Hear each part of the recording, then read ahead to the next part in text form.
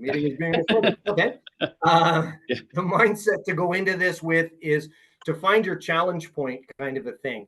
And so that you don't maybe get to that point where you feel overwhelmed, find where that challenge point is. And that's where you want to push yourself. Now, particularly when we go back to the recorded version later, that's where you want to start. Everything beyond what we're going to call your challenge point today is going to be a view into your future. Okay. And that's the way to look at it. Again, we're going to cover a lot of stuff here today. Okay. So this style of playing for me really kind of developed from the way that I played guitar. And I've been playing guitar since I was a little kid. So that's going on about a long time, 50 years or so, I guess. I know. It's okay. So you'll see that what I really like to do is to try and get the most sound out of the least instrument. Okay. And that's how I played guitar, still do. In a sort of a flat picking kind of a style. Because I'd play on stage, I'd play by myself a lot, right? Doesn't play well with others, I guess. So that's sort of where this style came out of. And I play with a pick all the time on a guitar, and I never really finger picked.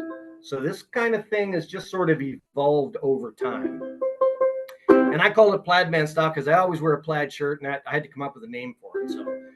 So there we go. I'm going to play just a little sound sample. If you're not familiar with the way that this sounds normally, just to give you an idea what it's like and kind of what we're shooting for. All right, here we go.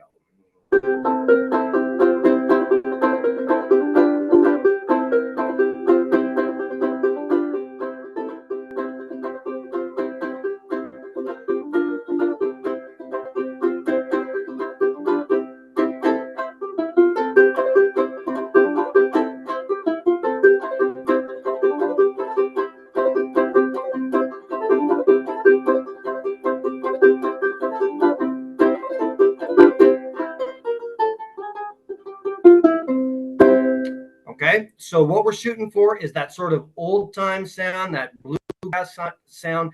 And what really makes that is the high G. Okay, that's a real big part of it, number one. Number two, the other thing is we're going to use our thumb and we're going to use our finger. Now, today, if you're playing with a low G instrument, don't worry about it. It will still work for that. But if you really want to get that sort of high ringing G sound, this is the perfect excuse to buy another ukulele, as if you need one, right? I know a lot of you guys are suffering from ukulele acquisition syndrome. I'm such an enabler. Can you see the screen now? You guys are good? Yeah, I can see it good. Yeah. Right. Cool. Good. Okay. So the little diagrams that we've got for you here, this will show you basically how the strums work. I don't normally use strumming diagrams, but I thought this might be good for later on when you guys are reviewing the information, right? Again, whether you're doing it on my site or on Duke Banjo Ukulele's site, they'll work out great. So thumb is going to be in black and finger is going to be blue. Okay, so we got black and blue. Hopefully our thumbs and fingers don't turn out that way by the end of this. If it's pointing down, obviously it's a down strum. If it's pointing up, it's an up strum. Pretty straightforward. Okay, so let's zip along and we're going to talk about the first strum here. All right, so for Paintbrush, here's what we're going to do. We're going to start with the thumb. It just sounds like this. So this is our most simple strum, but this one is our foundation for pretty much everything that we're going to do. So once you get this one, you're like 50% of the way to the full bluegrass strum. All right, so it's just paintbrush. I call it paintbrush because it's 2 equal parts, just like that. Okay, now, a couple things. What you're going to notice is I tend to play up here on the neck a little bit more. Can you guys see that okay? Yeah? Yeah, okay. So I tend to play pretty much where the neck meets the body of the instrument. So whether it's the banjo uke or standard uke, that's where I play. And that's most comfortable for me. I know I get a lot of people saying, why don't you play further down by the bridge? Well, here's why. When I'm playing like this, it acts almost like a guardrail for me, like a launch ramp, okay? So your thumb just goes right on the edge of the fretboard like this, and just try this with me. just kind of flick it off the side and get yourself a nice little even volume. Just kind of flicking it down like that. Okay, everybody's good with that? Good.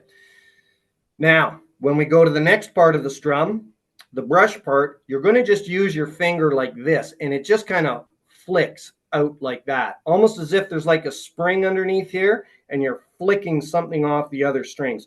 So generally speaking, I go on the top string here, my G string, I get that one ringing, and then I brush the rest of the strings, just like that.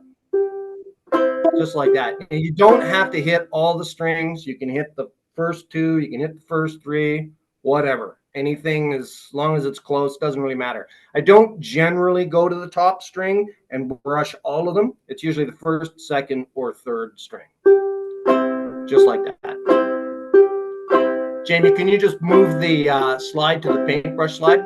I think we're still on Plaid Man there. There we go. Okay, so let's do it together now. So thumb, brush, thumb, brush. Just like that. Pretty straightforward. You guys are good with this one? Yeah? Okay. Okay. So one of the other things that you're going to find as far as arm placement goes for this style is that having your arm a little bit further forward rather than back here where you're closer to the bridge is that I don't get as much what I call hooking, where I'm getting underneath the string, that kind of a thing, or back up. And this will come into play a lot, particularly as you get going faster and faster. This will help you with your control. You don't end up with as much sort of teeter-totter, I find, on your arm this way. If you're positioned more like this, it tends to weight itself a little bit more forward. Okay?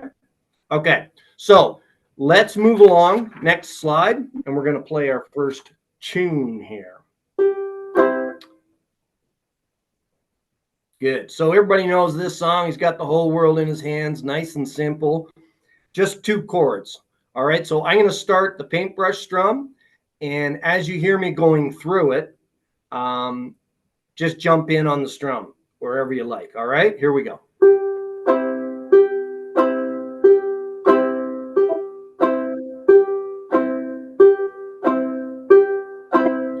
He's got the whole world in his hands. He's got the whole wide world in his hands. He's got the whole world in his hands. He's got the whole world in his hands. He's got you and me, brother, in his hands. He's got you and me, brother, in his hands. He's got you and me, brother. Yeah, I'm just throwing extra verses in.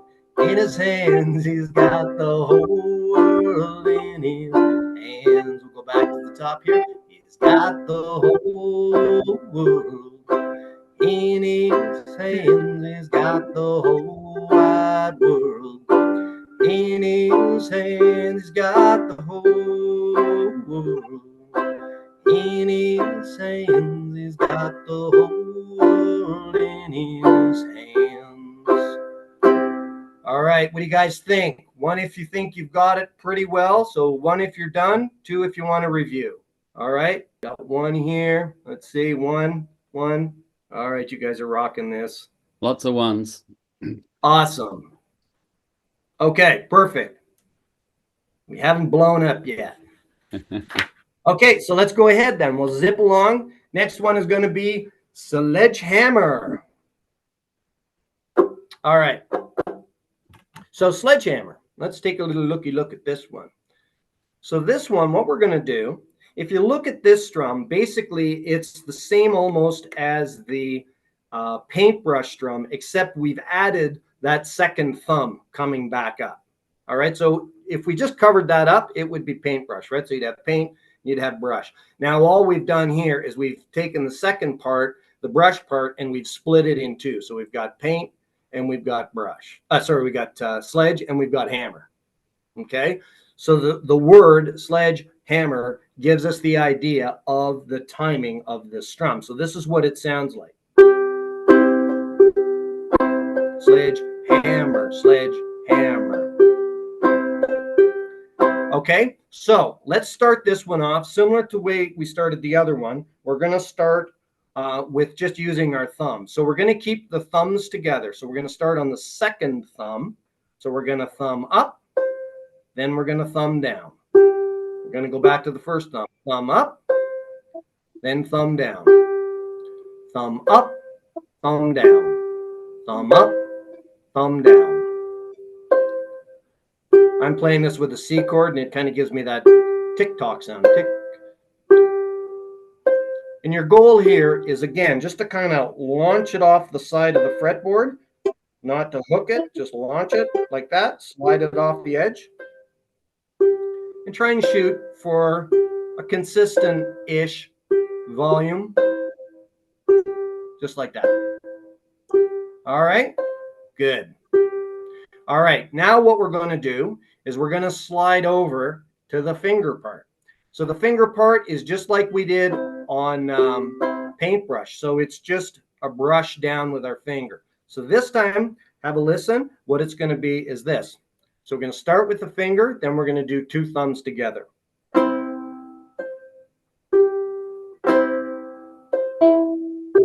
Okay, just like that. Try it with me now. So brush, thumb, thumb. Stop. Brush, thumb, thumb. Just like that. Stop. Brush, thumb, thumb. Okay, so to get the timing of this, here's a little trick you can use. You're going to hate me for this later because you're going to have this stuck in your brain for the rest of the day. But here you go. Imagine you're playing peekaboo with your baby or your grandson or whatever, and you're saying peekaboo. Okay, so here, listen. I'm playing a C chord, and it's peekaboo. Okay, peekaboo. That's the timing that you want. It's actually the sound that you want if you're playing a C chord as well. Again, peekaboo. So try it with me. Peekaboo. Peekaboo. Peekaboo. Peekaboo. Just like that.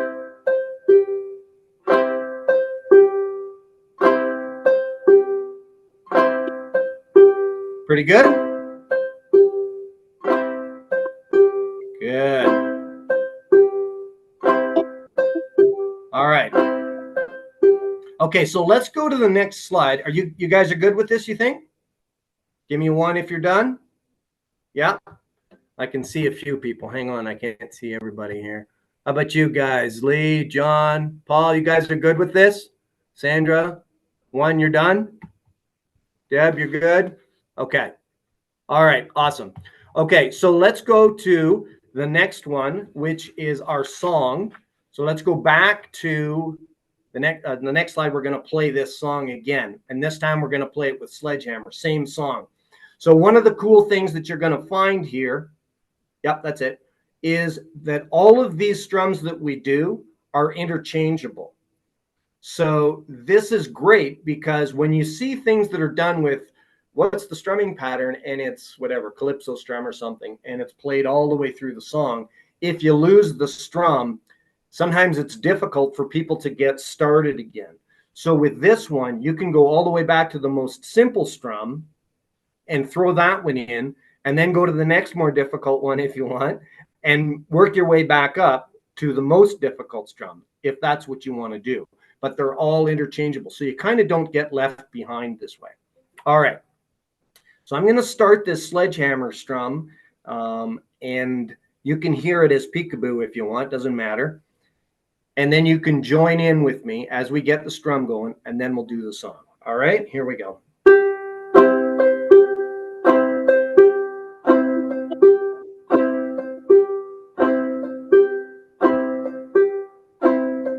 He's got the whole world in his hands. He's got the whole wide world in his his hands, got the whole world. In his hands, he's got the whole world in his hands. Again, he's got the whole world. In his hands, he's got the whole wide world. In his hands, he's got the whole world. In his hands, he's got the whole world in his hands. How's that? We still getting all number ones here? Pretty good? What do you think? Yeah? I think Mostly ones. for me, I couldn't sing and play at the same time. It was too No, hard. and that's okay. So I think what we'll see, and that's good feedback, right? Is that if you're having trouble singing it and playing it at the same time, that's cool. What we can do, let's do this one more time because that's good feedback. What I'd like to do is just in your mind, while I'm singing it in the background, I want you guys to do the peekaboo thing in your brain. Okay? So just keep that peekaboo thing going. Here we go.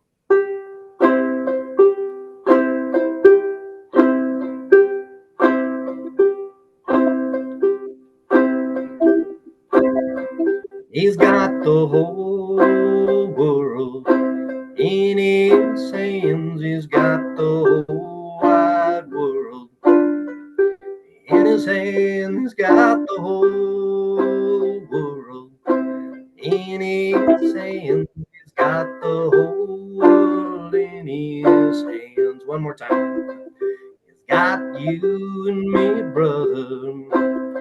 In his hands, he's got you and me, brother.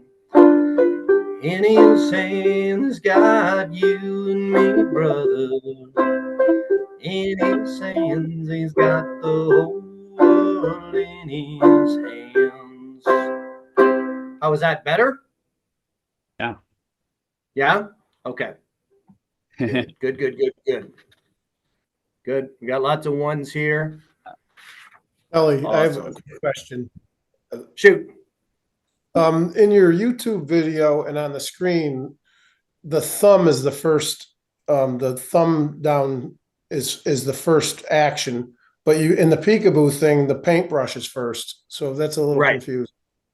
Right. And there's the reason that we do that, and this will come up. Thank you for that. Is this just makes it easier for people to get it started because your thumbs are together, and then what you do is you're doing the finger. But yeah, what we're going to do, and we'll work on this, is you're going to want to get it so that your thumb is the beginning one. So what we'll do now is I want you to just start with me here on the thumb. So just listen to it for a second.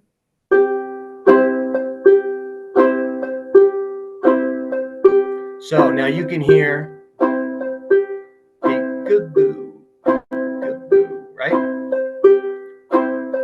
Now what you want to do is switch that because it's just a circle, right? Once you get through the strum, it just starts again. Now what we're going to do is sledge, hammer, sledge, hammer. So now what you want to do is switch the words that you're using. Sledge, hammer, sledge, hammer. Okay, everybody try it with me. So stop, and we're going to just do sledge, hammer, stop, sledge, hammer, stop, stop.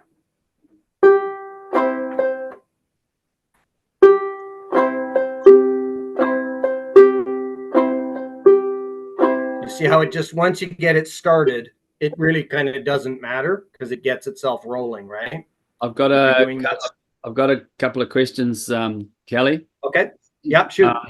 People, the question originally came from Bill Hyder. Hi, Bill. I appreciated the video you sent me, by the way. Bill's just turned 84, and he sent me a wonderful video of when I'm 84. Thanks for that. Yeah, it was really good.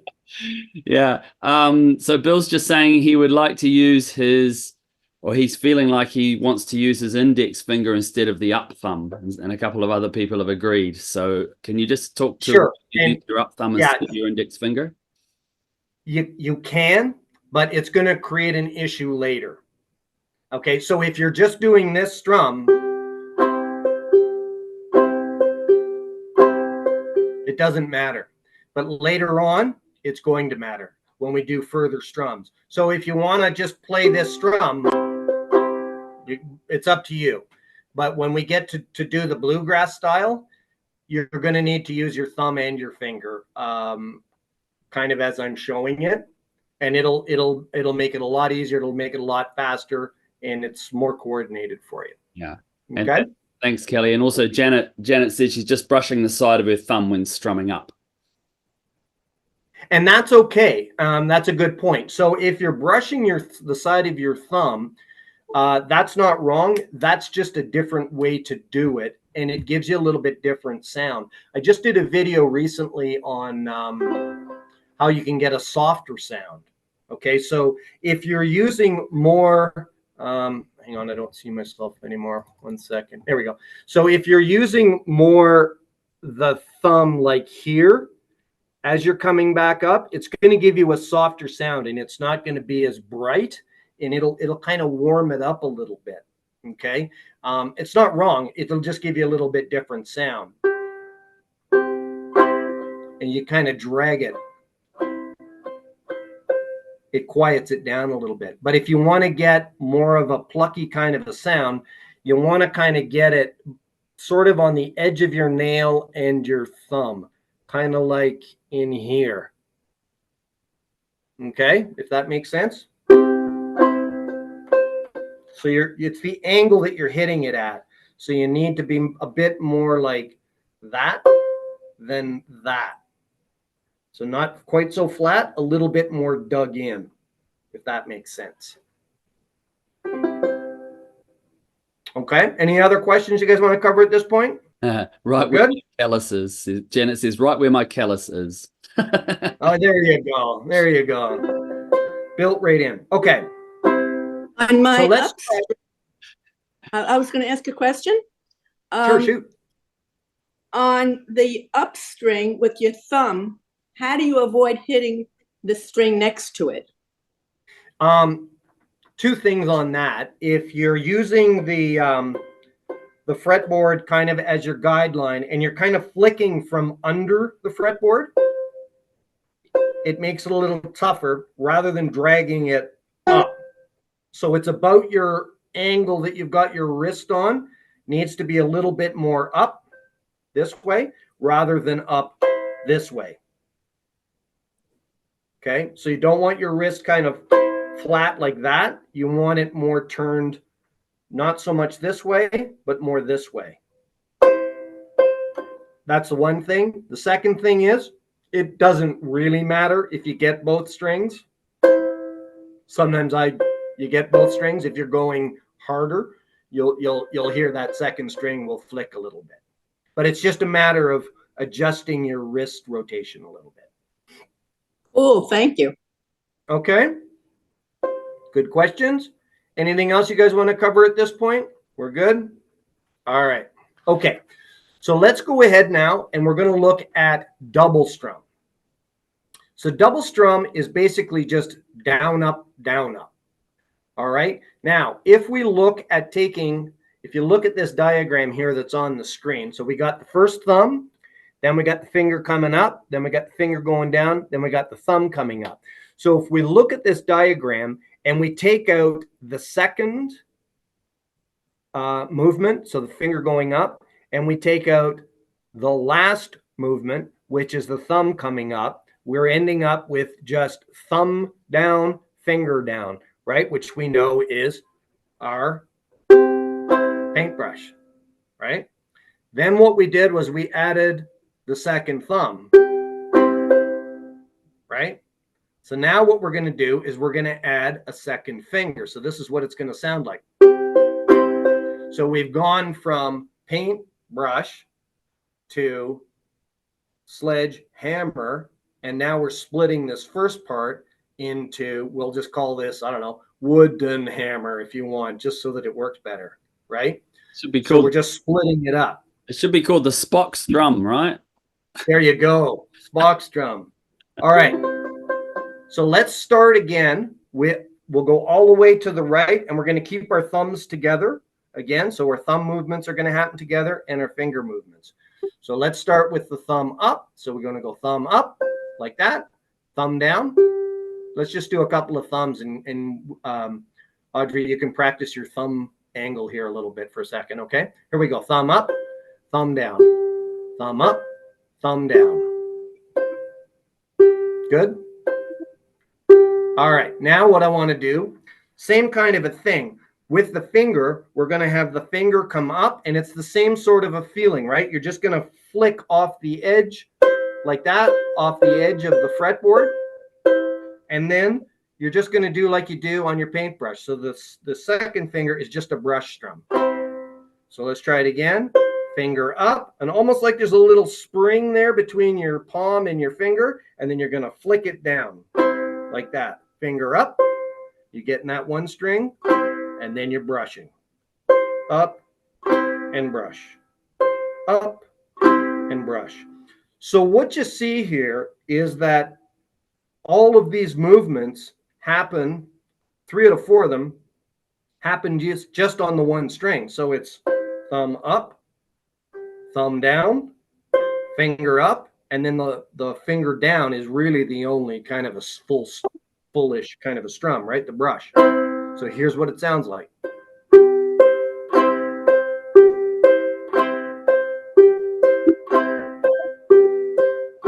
Okay, so let's break it down. We'll do thumb up, up, down, finger up, finger down, finger up, thumb up, brother, thumb down, finger up, finger down, thumb up, thumb down, finger up, finger down. All right, now, if you're getting a little bit confused as to, oh my God, is this finger, is this thumb, which, blah, blah, blah, right? Because that can happen a little bit.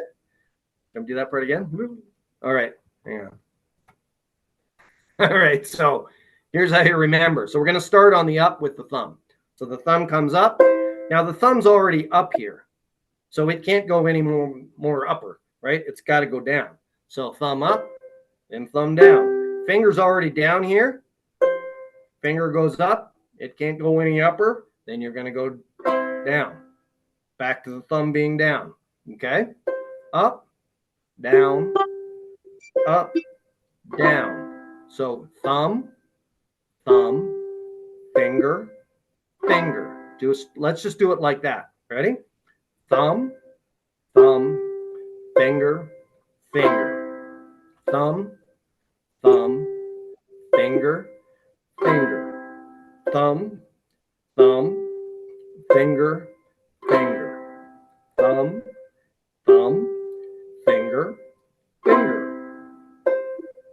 Thumb, finger, finger. One more. Thumb, thumb, finger, and finger. Good. How you guys feeling with it at that pace?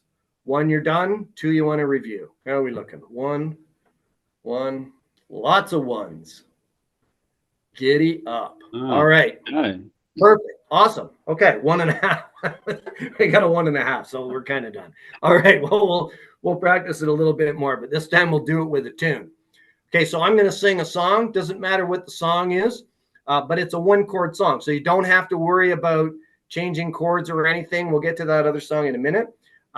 So I'll just start this strum, and you guys just keep that same up-down thing going on, and I'll sing more just to keep the tempo going. All right, so we're going to start on the bottom.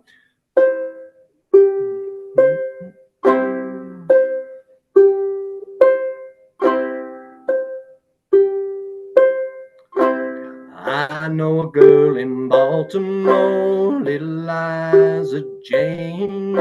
Straight car running by her door, little Liza Jane. Oh, little Liza Jane. Oh, little Liza Jane. I got a girl in Chicago, little Liza Jane. La la la la la, forgot the words, little Liza Jane. Oh, little Liza Jane. Oh, little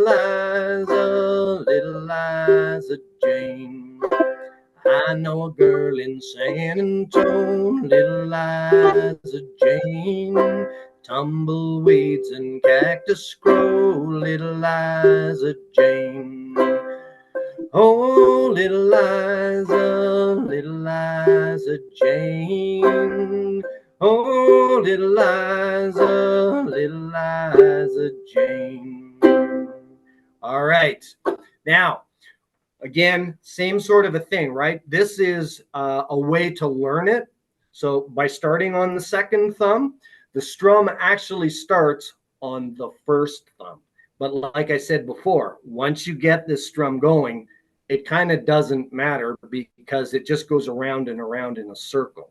All right. So we're going to start it now on the first thumb. And this All right. answers a couple of people were wondering about that. So this answers. Yeah. So this is sort of the pattern, and the reason that I do it this way is in people's minds, as far as the exercise is concerned, to learn it, it's easier to keep your thumb, finger, just to start. All right. So now what we're going to do is we're going to go thumb, finger, thumb, finger. But you can see as soon as you go through it once, you're back to the thumbs being together. Yeah. Okay. So I'm going to start this, and I want you guys to jump in on the thumb this time, going down. All right. A little bit of a twist. Here we go.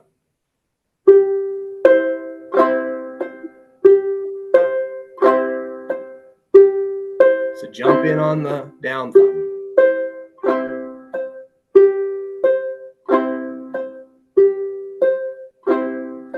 I know a girl in Chicago, little Liza Jane. Street cars running by her door, little Liza Jane. Oh, little Liza Jane. Oh, little Liza Jane. Pretty straightforward ish. We got ones. Lost it once. Lost it once. Okay. Yeah. So again, this is the cool thing. So we got John with a 1. Yeah, lots of ones. Good. Any 1.5s? This time? No. Okay. Oh, there's a 2. Oh, yeah. There's a 2. Yeah, it is tough, isn't it, Jim? That's fine. Yeah. So this is the thing. When we're in a big group, some people are going to get it. Maybe some people are going to need a little bit more of a minute or two on this. So what we're going to do is let's now go, if we can slide it up one song, we're going to go through double strum again. And what I want to do on this one is we'll sing this one with double strum. And if you get lost, you can go to your Paintbrush strum, or you can go to your Sledgehammer strum. Get yourself back in time and then switch it back up to the double strum again once we get going. Okay, so let me just show you a quick example here.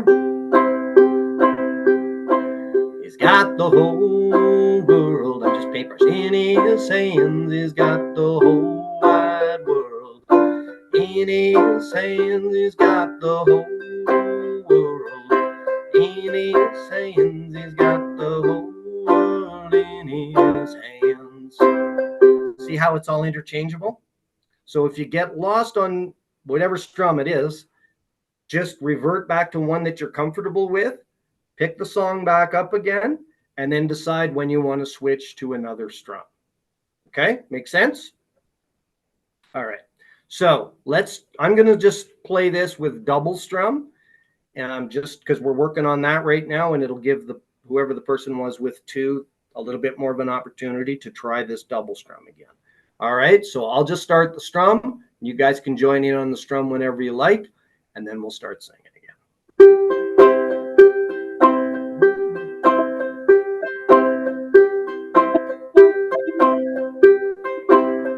He's got the whole world In his hands, he's got the whole wide world. In his hands, he's got the whole world. In his hands, he's got the whole world in his hands. He's got the whole world in his hands. He's got the whole wide world in his hands. He's got the whole world in his hands. He's got the whole world in his hands. How'd you find that? One, you're done. Two to review. What do you think?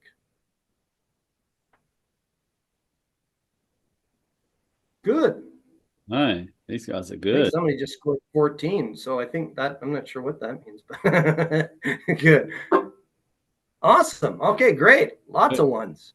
All right. Excellent, excellent. Good, good, good. Okay, so then this time what we're going to do is purposely we're going to change the strum. All right, so we'll start off with let's start off with Sledgehammer. And this is where we'll review a little bit Sledgehammer and the Paintbrush. Thank you. Actually, let's start with, Sledgehammer. So all of the C chords, we're going to play with Sledgehammer. And then when we switch to G7, we're going to switch to Paintbrush. Ready? He's got the whole world in his hands. Paintbrush got the whole wide world in his hands. He's got the whole world in his hands. He's got the whole world in his hands. I went to single strum. He's got you and me, brother.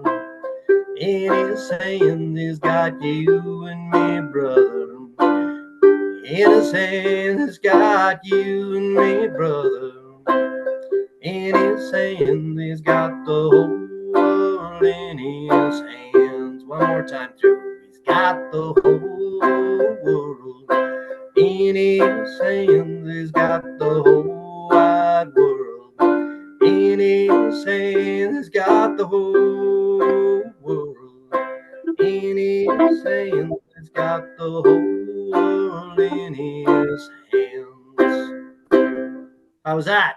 Pretty good with the transition? What do you think? One? Good. Yeah? Lots of ones? 1, 1, 1, 1. I think we've won this round. Good. Awesome. Good. Okay. I think you're doing a good job, Kelly. You're just too good a teacher, you see. My part's the easy part because I can ignore all the questions. Just keep going. What? You're not understanding? That's okay. We'll keep going. Everybody's doing great. Okay. No, this is great. Okay. So let's now move along. And let's take a look if we can go to the next strum. So this is where when we look at Bluegrass Strum, so we can look at this one a couple of ways. We can look at this as two separate strums. So as we were transitioning from our Sledgehammer to our Paintbrush, or if we're transitioning from our Sledgehammer or our Paintbrush to double strum, that's really what we're going to be doing here. So just have a listen and I'll show you. It took me a while to figure out what the hell I was doing when I did this strum. People were asking me and I had to slow it down enough to figure it out. Took me a while. So this is what it is. Basically, this is just Paintbrush followed by double strum. Okay, that's the Bluegrass Strum. Okay, Paintbrush, double strum and Paintbrush, double strum and Paintbrush, double strum. Okay, so let's just try this because it seems like you guys are really getting this transition thing.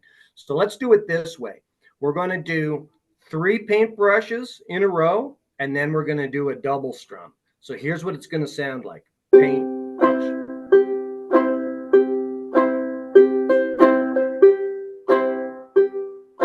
Paintbrush, double strum and paintbrush, paintbrush,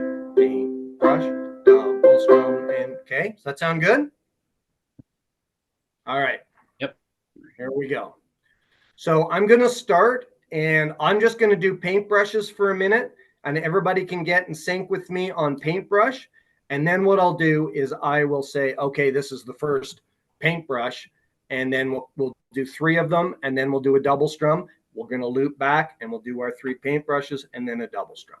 All right, here we go.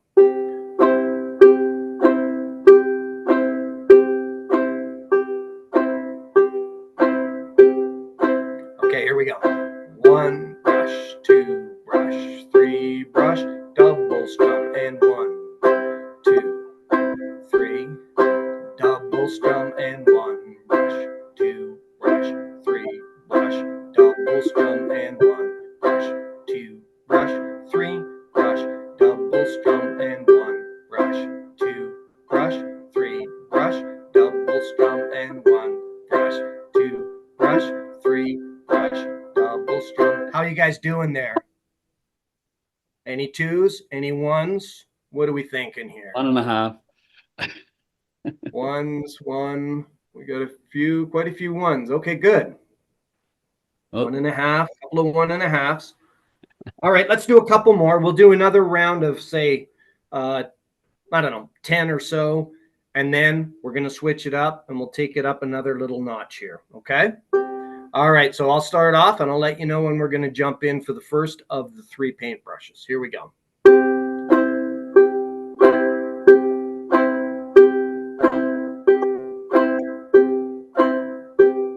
Here we go, and 1 brush, 2 brush, 3 brush, double strum, and 1, 2, 3, double strum, and 1 brush, 2 brush, 3 brush, double strum, and 1 brush, 2 brush, 3 brush, double strum, and 1 brush, 2 brush, 3 brush, double strum, and 1 brush, 2 brush, 3 brush, double strum, 1 brush, 2 brush, 3 brush, double strum, 2 brush, 3 brush, double strum, and that's it.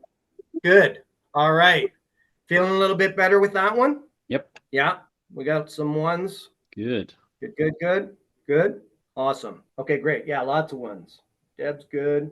Larissa's good. Nice. Okay, Bill. Good. Kay's good. All right. Awesome. Okay, so now what we're going to do is we're going to do this as 1 brush, double strum. 1 brush, double strum. So listen up.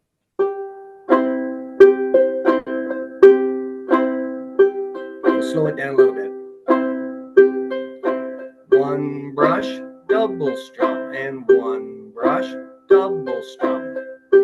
Brush, double strum, 1 brush, double strum, and 1 brush, double strum. 1 brush, double strum, and 1 brush, double strum. 1 brush, double strum. 1 brush, double strum, and 1 brush, double strum, and 1 brush, double strum, and 1 brush, double strum. All right, let's hear how we're doing here on this one. What did you think? 1s, 2s? How you doing, Audrey? You good? Loris is good. Yep, lots of 1s. Sandra's good. I find, Dick Kelly, I find I definitely shouldn't be looking at the chart. I need to just be thinking about the direction my hand is going. Is it going up or down? Is it finger or thumb? As soon as I start looking at the chart, I try to analyze it in my brain, and it doesn't seem to work so well for me.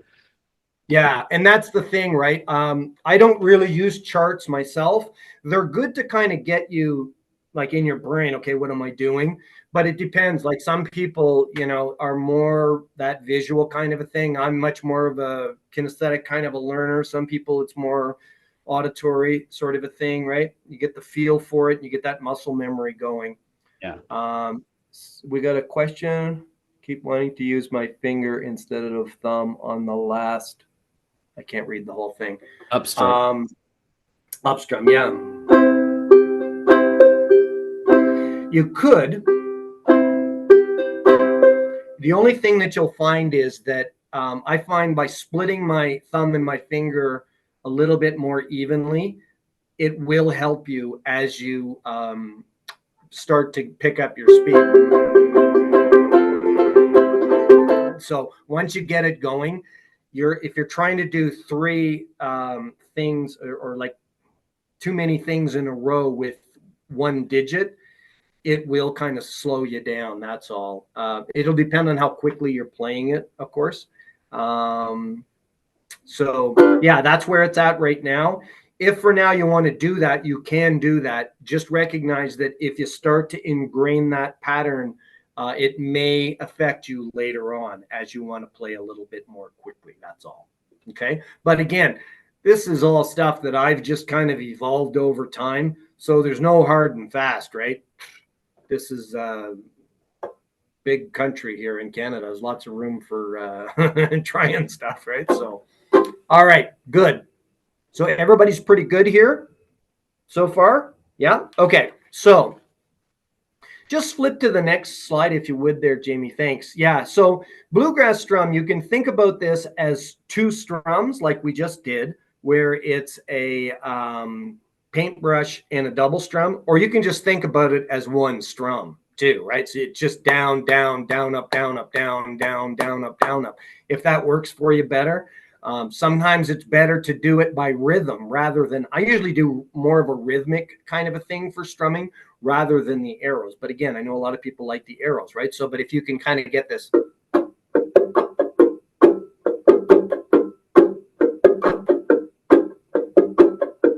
As long as you're able to make that rhythm, it doesn't matter if you're using 3 fingers, 2 fingers, you want to use your nose, like it doesn't really matter as long as you can get that rhythm and keep it going. Okay. Again, this is just what works well for me. But if you listen to that rhythm,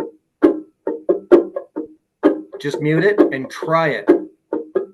Sometimes that really helps you as well, because strumming is really about rhythm. So again, you can do down, down, down, up if you want to, and just look at it as if it's one thing. Okay, let's have a look at the next slide, and let's just do this song here. Then we're going to take a little kind of a break thing for a minute, give everybody's fingers a rest. All right, here we go. We're going to play this song. I'll get the Bluegrass Strum going. We're going to sing He's Got the Whole World in His Hands, and I'll get the strum going. You guys can jump in with the strum. If you lose the Bluegrass Strum, again, you can just slot in another strum the same way we did before. And you can use that as an accent to give you a little bit different sound for that one chord or that one part of the song. If you want to use your paintbrush strum or sledgehammer, whatever it is, go wild. All right, here we go.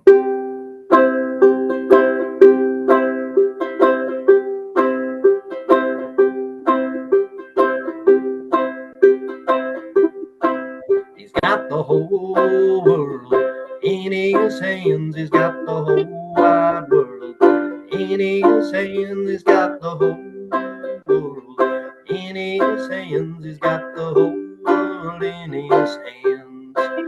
He's got you and me, brother, in his hands. He's got you and me, brother, in his hands. He's got you and me, brother, in his hands. He's got the whole world in his hands. Got the whole world in his hand. Just go back to your paintbrush. Whole wide world in his hand. He's got the whole world. Sledgehammer in his hand. He's got the whole world in his hand. See how it works? So it kind of blew up for you, Jamie? Yeah. That's just screaming in the background there. Just lost yeah, so that's all you can do. And that's going to happen, right? Again, once you get that muscle memory thing going on,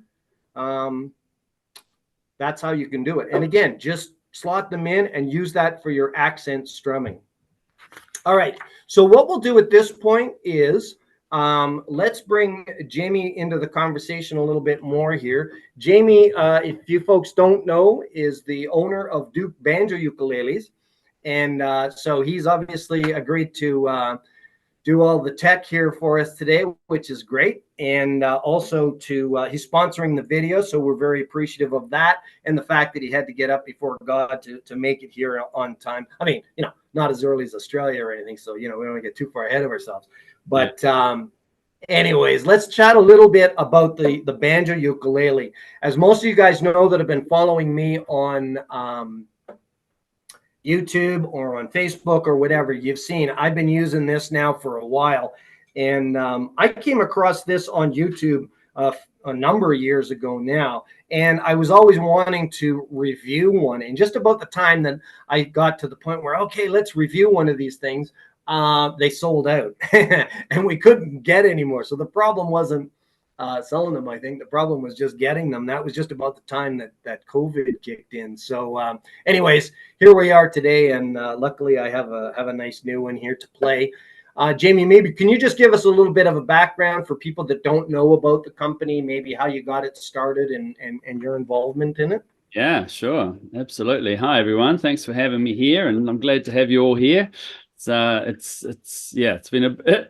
a lot going on in my two screens sitting here. If you could see my lounge, my family are all locked down in the bedroom, and I'm taking over the lounge, and there's wires and microphones and everything. It's all a bit of a mess, but anyway, it's great. We got there and everything's working. But so listen, I think a lot of us probably got a similar start on ukuleles as I got mine. For me, it was way back in 2006. And it was in a little town called Byron Bay in northern New South Wales in Australia. And I'd moved there from New Zealand. It's full of surfers and hippies and millionaires and sea changers and lifestylers and lots of tourists. And we're sitting around at a barbecue at a mate's place, and he pulled out this little coloured ukulele, one of the little cheapies, and he started strumming along and singing a song. And it was all very exciting because I'd never sort of really been up close to one before. So that sort of got me into it, what are the chords and how do you play it? And there were a few of us there who were a bit the same. So, we within a few weeks, we actually were able to, we decided to start a ukulele get together. And that was in the local pub in a little town called Suffolk Park next to Byron Bay. And I think we had, actually, I might have a photo here somewhere. Hang on, where is it? Here we go. Can you see my screen? I think now it took me ages and ages and ages to find this. This is 2006. This is the inaugural meeting of the North Coast Ukulele Collective. And there's me front and center, looking very young and slim. And, some of these people I'm still in touch with today. There's about 4 people in this photo who I'm still in touch with today. And it's quite amazing to look back on that. And that's how many people turned up for our first meeting. So, yeah, quite remarkable, really. And let me see. So I'm just looking through my notes here. I was running a music store in New South Wales, in Lismore, in New South Wales, which is near Byron Bay. And we started getting into ukuleles because all of a sudden there are all these closet ukulele players who are coming out of the closet and going, well, I've been playing for years, but I've been too scared to tell anyone that I play because people laugh at me. And you got to remember 2006, it wasn't very popular then. That was kind of when Jake Shimabukuro posted that video of him playing While My Guitar Gently Weeps in Central Park. I'm sure a lot of you probably remember that. And yeah, that was kind of being credited with the beginning of this kind of third wave. But, here we are almost 20 years later and it's still going strong, which is fabulous. So we got lots of ukuleles into the shop, including the odd banjolele, and I just thought they were fascinating. Anyway, to try and cut my long story a bit shorter, I moved back to New Zealand in 2013, set up an online community of ukulele players called Love My Ukulele, and I was sort of had a big community going on Facebook, and I was selling lovely leather, handmade New Zealand leather ukulele straps, a little bit of an e-commerce store going on.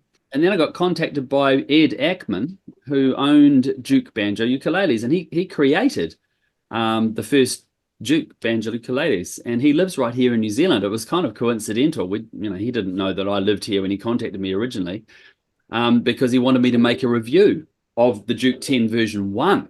So he sent me one, to review. And if you go on the Duke Uke website, you'll actually see that the review is there. It's from my Love My Ukulele YouTube channel. And it's me reviewing it. So yeah, it's quite cool that I loved it so much that about a year later, when he wanted to sell the company, well, I bought the company. I just couldn't let it go. It was kind of this dream of mine, was to have my own ukulele brand, if you like, and to be able to bring more music into the world effectively, because I think everyone on this call knows that playing and singing, listening to music, it's just such a wonderful thing. And the ukulele is one of the best instruments to do it on, I reckon. So did Ed did the original design then? So Ed did the original design. He had a few designs called the Banjo Uke Kiwi.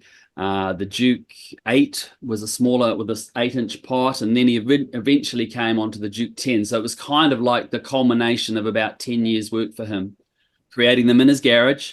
And he was building the first lot of Duke 10s by hand in New Zealand. So unfortunately he realized that he was losing money, so that was a bit of an issue, and that's why so then you guys then worked together for a little while to work on some of the design updates, etc. Yeah. And then you put it into production, correct? In China, you went through a few factories though, right? Before you settled on. Yeah, I think this is the third factory that he ended up on. I've stayed with the same owner. He's moved factories since, but we did end up with the same owner. So yeah, that was kind of what happened eventually, is we've ended up with the same factory. So maybe do we want to talk about some of the things that set this one apart, like the design things that you guys like? When you look at this, obviously we've talked about the 10-inch pot. The this one has less hooks on it, I noticed, than like some of the other ones. Like there's another one there, and they generally have twice that many. Yeah. What are you thinking with that? A lot of the features that are on here, or that aren't on here, for example, only having a small amount of tension hooks, there's only 8 on there, was because Ed looked at the original design of many different banjoleles, and they had so many hooks, and it just added to the weight. And he found, as he took them away one by one and changed the design and looked at how it would affect the sound, he found that it didn't affect the sound at all. So he was able to get a really warm and open and great sound with only 8 tension rods, so that was well, like I found for myself, when I'm adjusting it and tensioning the heads, etc., and just playing around with it to get a warmer or brighter sound, it's really quick to change, because it's just boom boom boom. You only got 8 of them to zip around, and you can change the sound. And now you've changed this recently to 2, right? The pickups. Yeah. So we used to have a single transducer on the back, and when we were in China in 2018, the owner of the factory said to me, there's a specialist factory, and he specializes in high-end instruments, especially ukuleles and banjoleles. And he said to me, we can make you a pickup that actually is better than the one you've got. And at the time I was importing pickups from Shatton in Canada, and I was shipping them to China, and they were fitting them for us. And I said to him, oh, no, we've tried 19 different pickups. We're very happy with the one we've got, thank you very much. Anyway, he persuaded us to set this one up on the back and plug it into an amp. And yeah, it was, we were like, okay, you're right. It does sound better, warmer, richer, fuller. And interestingly enough, though, the metal discs that are inside the transducers themselves, inside these rubber bits here, are actually still made in the States. Oh, wow. So yeah, the Chinese obviously acknowledge that they can do a lot of things really well, but they still know that the best transducers came from North America. So yeah, that was interesting. But yeah, they've done a great job. But we used to have sort of bare wires showing underneath as well, and with it that was soldered onto the back of the pickup. I don't know if you can really see in there, but now it's beautifully shrink wrapped. And it's all got a little plug that plugs in, and everything's just nice and tidy. So it's kind of just like everything, just as we go through various models, this is version 3, we're just kind of changing things as we can and trying to make it better. Yeah. Well, I played this one through through a sound system, and it really sounds good. So, I mean, the nice thing I like is when you get these instruments, they're basically gig ready. So you can set them up, you can go out and play in a pub that night, kind of a thing. So you've got the armrest that a lot of instruments don't come with on the banjo ukes, and it's a nice size. I find it's very comfortable here. This is maple and ebony and bone for the nut, correct? Yep, that's right. Yep. And so again, for your sound transfer, that's really nice. Walnut for the fretboard. And the rim itself is So we put a 5-ply birch on there. And over the time we've had I've talked to a few luthiers, and one of them said to me, if you thicken the inner ply, it will help with the structural integrity of the drum. And so for the version 3, we did that. And if you look at the inner ply up close, you'll see it is about 1 millimeter or so thicker than all the rest of the plies. And the other thing we did with the drum is we made it about 6 millimeters deeper this way. So there's a lot more wood there, right? And I assumed it would make a difference to the tone, but I didn't quite realize how much, Yeah. And so when we got it all put together and created, I realized it had created a lot warmer and richer tone than I was expecting. And that's kind of one of the things that set the Duke 10 apart, is because it doesn't kind of have that really brash, kind of bright sound that a lot of banjoleles have. So it's just people need to understand that it's not something you would buy if you wanted to annoy the neighbors. It's kind of it's more kind of like a crossover between a banjolele and a ukulele, I guess you could kind of say. Would you agree? Yes, absolutely. Yeah, that's one of the things that I really like about it is to me, that warm sound, it really works well for that old time sort of a sound and the bluegrass thing without kind of blowing you out of the room, right? I mean, a lot of people like whatever, if you like the brash kind of a really more of an in-your-face kind of a sound, that there's a place for that too. But I think that's one of the things that I really enjoy about it is that warmer sound, and the nice tuners on there, planetary tuners. Yep, the banjo style to give it that sort of old style look, and they are planetary. There are cogs inside there, and it's a 4-to-1 ratio, so it's not like a peg that you're just turning. They're really nice and smooth. We also spent a lot of time on the intonation of the instrument and also the fretwork. They're craftsmen, at the factory, and the man that runs the quality control, Mr. Wang, him and I spent a lot of time together over 6 days. And his intonation testing, I won't show you the video now, but there is a video on the Duke website where you can see Mr. Wang doing intonation testing, and he's playing up and down, up and down, up and down. And he does that on every single instrument that goes out. Over the years since I've had this company, which is 6 years I've had the company, not a single person has had issues with intonation. Like it's just they just do a really good job. So I've got professional players. One of my friends, Matt Hicks in the UK, he was actually the support act for Andy Eastwood a few years ago. Now he's a huge name in banjolele, and Matt got chosen to be the support act for Andy in one of his stage shows. So he took the Duke 10 version 2 on stage, he plugged it in, and he played a whole set. And he just came back to me afterwards and he said, "Man, I just love this instrument." And interestingly enough, he's now got the version 3, and he's just been at the Galway Ukulele Festival and the Ukulele Festival of Great Britain in a town that starts with W. I can't remember, in the UK, and he's just been raving about it. Even just yesterday, he sent me some more videos of him playing, and he just loves it. So I like to hear that feedback from people that are using them. Obviously beginners are using them too, but to hear that from professional players who need it, they need it to work well. And to for sure. Let's take a quick look at the case as well, because that is, if you haven't seen this, folks, this is like something you want to have a nap in. It's beautiful. It's custom made, the exact size to this exact instrument. It's hard shell. It's got a tweed finish, which you can kind of see there in the image. It's like a gold color with all the nice brown around the edge. A really, really plush red velvet type of an interior on it. It's a locking case as well. So if you're traveling with it, it's these things are just beautiful. It's got to be one of the nicest ukulele cases I've ever seen.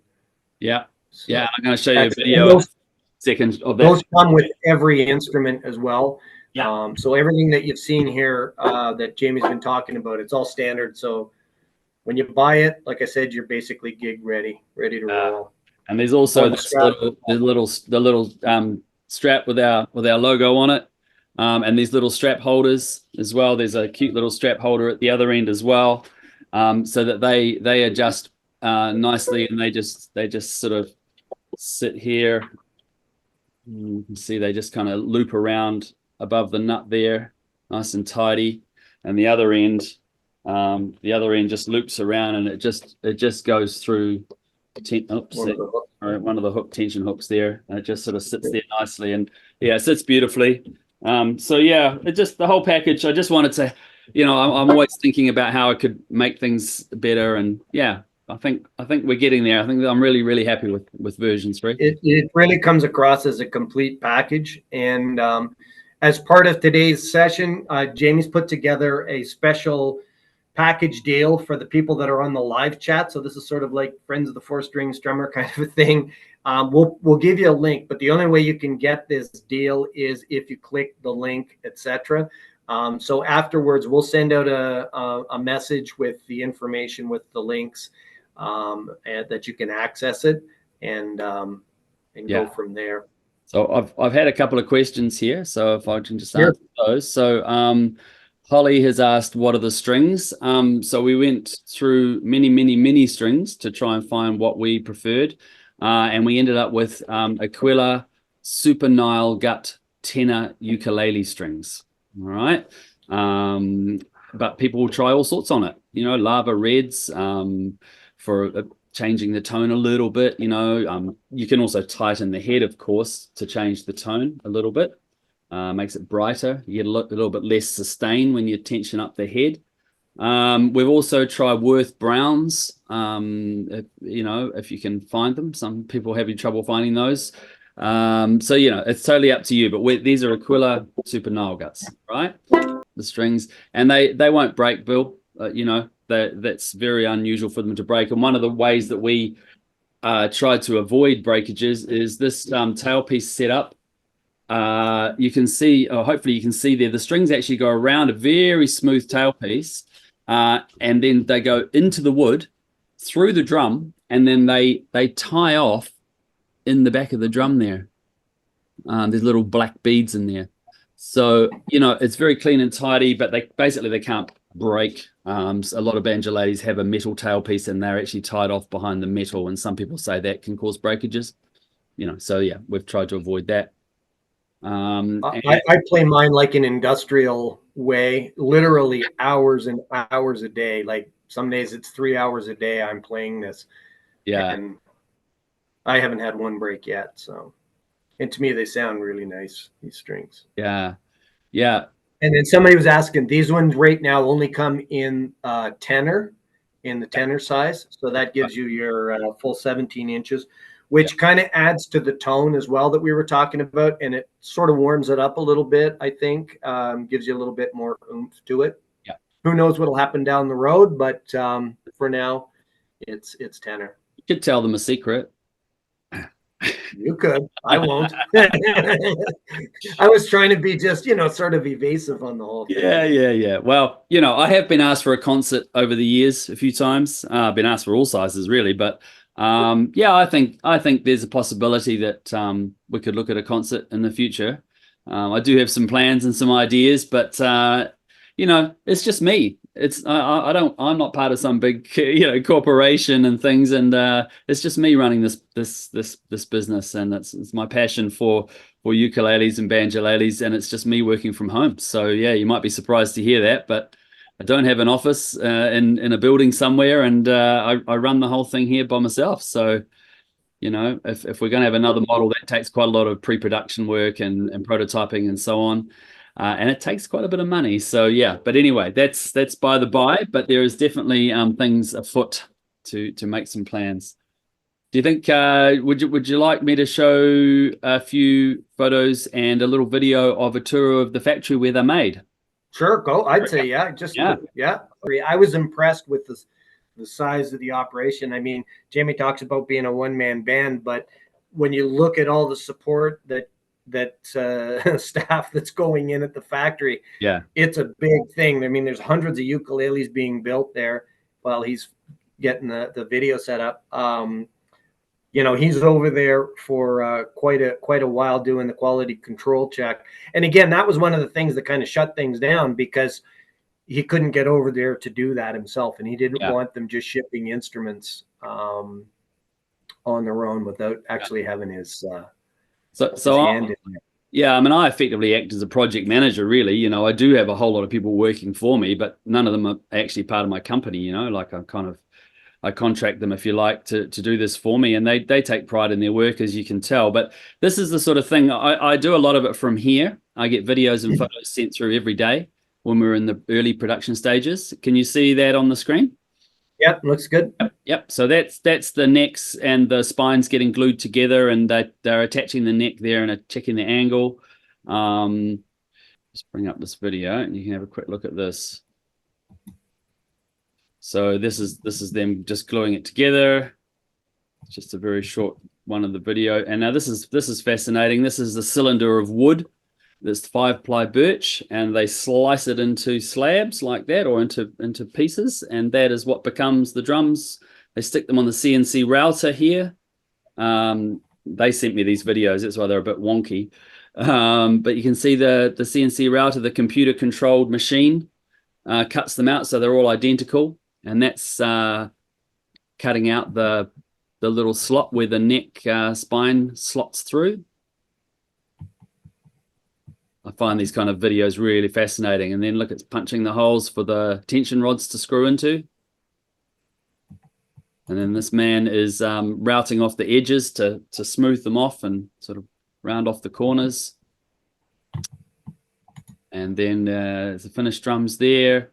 And then this gentleman is fitting the neck spine through the slot and attaching it through.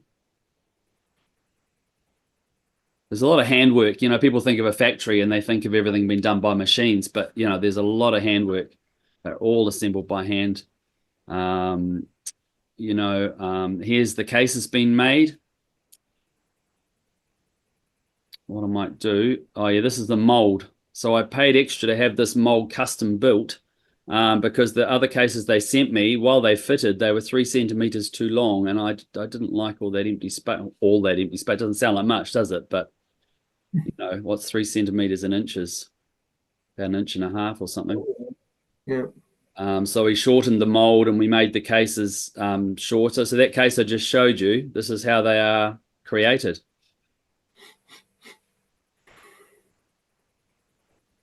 Fascinating stuff, eh? Very cool. Right, so we'll just stop that for a second. We'll just go over here.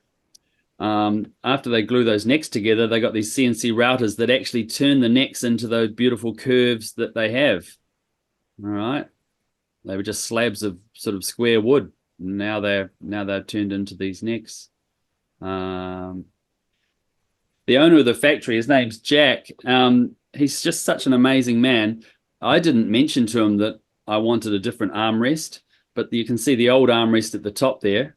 And he put on the new one that we're using, and he said, look, this one's slimmer, it's sleeker, it fits nicer. Would you like to change it? I said, yeah, how much would it cost me? He said, nothing. We can change it for the same price as the old one. Would you like to do it? And I'm just like, this is awesome. Perfect. So, yeah, it's sort of people that I'm working with, you know, like they're just wonderful. And then I'm having photos going back and forward. Like this is the boxes we designed to ship them in, and I have to mock them up like this and send it through and say, this is how I want them to look. Because if you leave it to them to do, they'll probably maybe spell something wrong or you know, do something wrong. And I was looking These ones on the left, I was looking at moving the input socket, but then we discovered that if you look inside the Duke 10, you'll notice that the jack is hidden in behind the spine. You can't see it. If we'd moved the input socket to the side, it would have looked really ugly. But anyway, I made them mock one up for me, and we had a look, and I said, yep, it is ugly. We won't do that, you know. I was going to put an end pin on there to attach the strap, like a guitar pin on the end. But then we discovered that wasn't going to work. It wasn't going to look right. And this one down the bottom is a piece of the maple veneer that is on the headstock. And they were just showing me the color matching. They had some various colors options. Oh yeah, now this is me in the factory. So this is, hopefully you can all see this. I won't put the sound on. I'll just talk you through it, because this is where you can really see. This is what I walked into when I first arrived. I took this video as I walked through the factory the first time. Look at this. Here's all the Duke 10s all ready to be have the armrest put on and final checks. So these ones are almost ready to go. There's hundreds of them, as you can see. They've been strung. The bridges have been set. Everything's ready to go. As I say, it's just the armrest missing. The pickups are fitted and tested. So that was just an amazing sight for me, just to think, oh yes, it's all coming together, because the rest of it was done from New Zealand. Just like, yeah. What am I going to walk into? Yeah. What's happening here? So these staff, these ladies here, they were just doing bits of the equation. This lady was at the end of the line. She was tuning them up, stretching the strings in. This lady was adjusting the nuts. Refiling the nut, or filing the nuts, as you can see there, making sure the strings are at the right height. And then I would stand at the end of this line and I'd be checking them all as well. And every now and again, I give one back to her. I say, these strings are too low or too high, maybe, because we're talking tiny, tiny little measurements. Now that's the owner of the factory. That's Jack with the grey hair there, and the factory manager on the right. And they're just talking about something. I've just said that I wanted something changed or fixed on this one. So he's gone down, and they sort of gather round and have a listen to the boss, This guy's drinking his soup. This guy is drilling the holes for the armrests. Very carefully and slowly. I said hello to him in Chinese and he didn't blink. He didn't even look up. I don't think it sounded right. So he puts them down there. And then I walked over here, and but when I arrived, they said the cases haven't arrived. And I was like, what do you mean? We ordered them 3 months ago. And then an hour later, they turned up. So they just unpacked them and they proudly said, look, they're here. Here they are, I thought, thank goodness for that. And this is the assembly desk where they putting them into the cases, polishing them up, making sure everything's all right with them, and polishing them up and putting them in the cases with these lovely little blue wraps around the cases. When you open up the case, inside it, there's a little sticker that says, thanks for choosing a Duke Banjo ukulele. So that's kind of what the factory's like, which I just love videos like that. Oh yeah. There's my boys. There's Luca and Elijah. As I was going off on the airport, it's me. Very nice. Very cool. Thank you for the tour. That was cool. Yeah. No, it's. I didn't. A lot of people sort of. I recently was asked to go and speak at Rotary, at a breakfast at Rotary, and they wanted to see it. They're all business owners, and it's just people are really fascinated by what goes on in factories overseas, because you don't really get an insight often to what's going on. And I can tell you, it's a pretty exciting feeling to fly from the other side of the planet, all the way around to China and walk into a factory and think, these are mine. This is my creation, my business. And it's one of the few moments where I go, okay, you're allowed to pat yourself on the back a little bit here, because somehow you've created this from New Zealand, and I had all these people who had pre-ordered them and they were waiting for them to go. So I was sending out videos to people saying, maybe this is your one. And so, but yeah, at the end of the day, I just love being able to yeah, to share making music with people. And I think that's the underlying factor for me behind everything.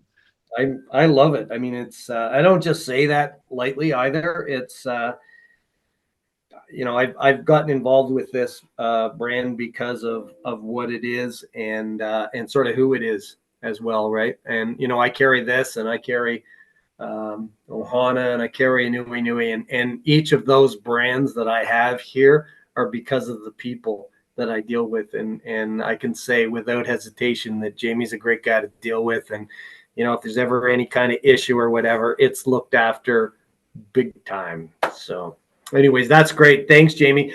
And like I said, we'll send out a package to everybody with a bunch of links in it that will have links to all the songs, so we can get going on the songs now. We'll play a bunch of songs through if you guys are ready to roll again. And each one of these songs that we're going to sing now, I have specific videos made on them on my YouTube channel. So if you want to go back and go really in depth on these, each one of these has about a 15 to 20 minute video that goes through how to play the instrumental parts, etc., etc. Lots of detail.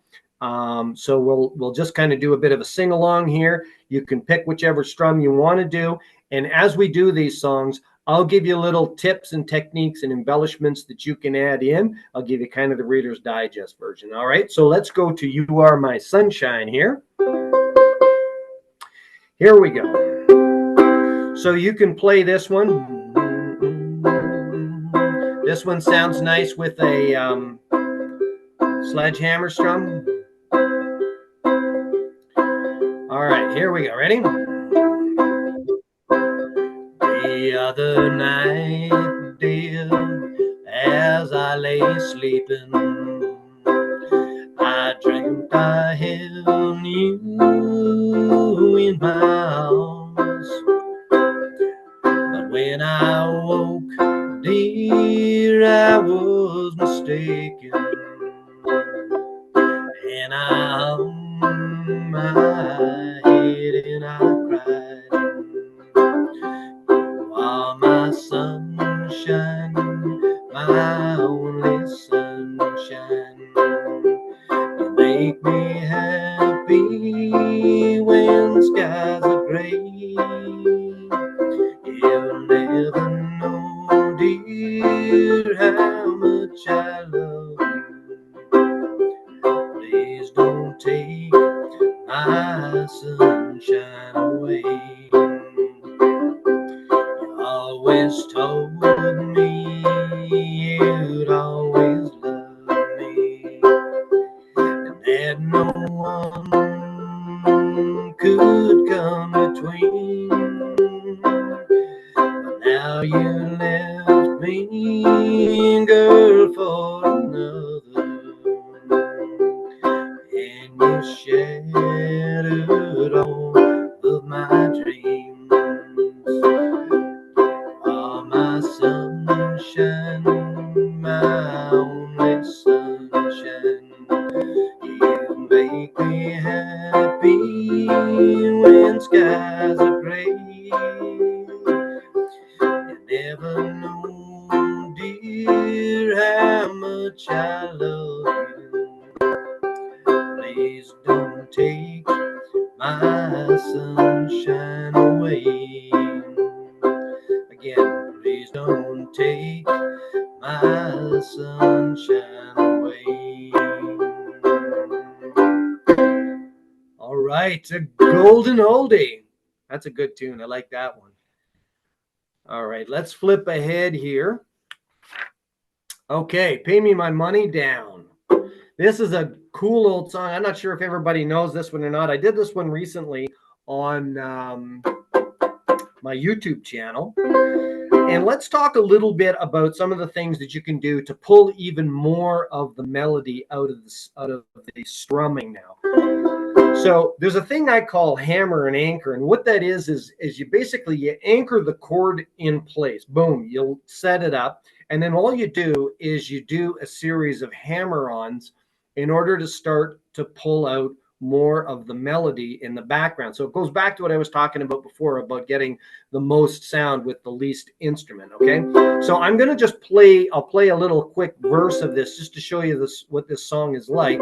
This was recorded by like Pete Seeger, Bruce Springsteen even recorded this one. It goes like this.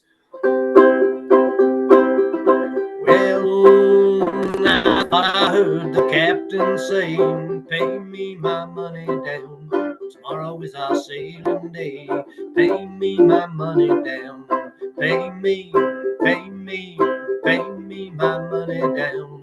Pay me or go to jail. Pay me my money down. And now if you want to do the hammer-on part, you just go like this.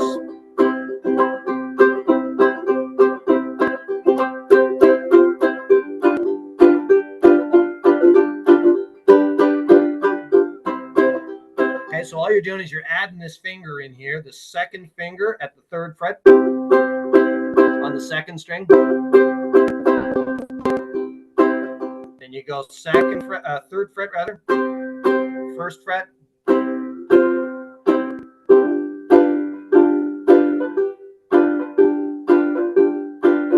Then you go back up to the 3rd fret on the 2nd string. Lift your 1st finger. All right, and that gives you the basics of how you start to get that sound in just by adding a finger. You stay anchored on the chord.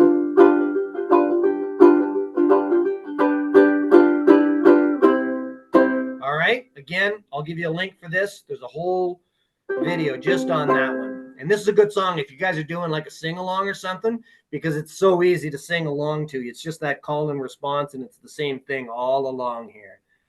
All right, here we go. Ready? This is a good Sledgehammer song. Well, I thought I heard the captain say, pay me my money down. Tomorrow is my sailing day. Pay me my money down. Pay me, pay me, pay me my money down. Pay me or go to jail. Pay me my money down. Soon as the boat was clear of the bar, pay me my money down. The first mate knocked me down with the spar. Pay me my money down.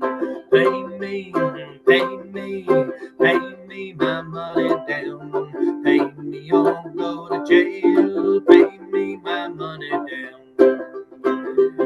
Well, 40 days and nights on the tide. What does it pay me my money down? Squeezed every last dollar out of my hide. Pay me my money down. Pay me, pay me, pay me my money down. Pay me or go to jail. Pay me my money down. Well, I heard the sailors down below, pay me my money down. You don't pay, the ship don't go. Pay me my money down. Pay me, pay me, pay me my money down. Pay me or go to jail. Pay me my money down. Well, if I was a rich man's son, pay me my money down. I'd sit in the shore, drink out rum. Pay me my money down. Pay me, pay me, pay me my money down. Pay me or go to jail. Pay me my money down. Well, I wish that I was Mr. Gates. Pay me my money down. That all my money in a crate. Pay me my money down. Pay me, pay me, pay me my money down. Pay me or go to jail. Pay me my money down. There we go. That's a good tune. You guys like that one? The big number one, if you liked it. If you didn't, oh well. We're moving on anyway. Here we go. Next song, Roger Miller, baby. King of the Road. Okay, so this one is a really, really good one for 1+. Thanks, Bill. All right. So this one is a really good song for double strum. All right. So let me play this through just real quick for you here. Here we go.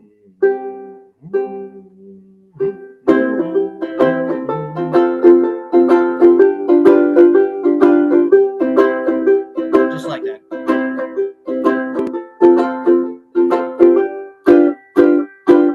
So when you get to that, I ain't got no cigarettes, you can just do a single strum here.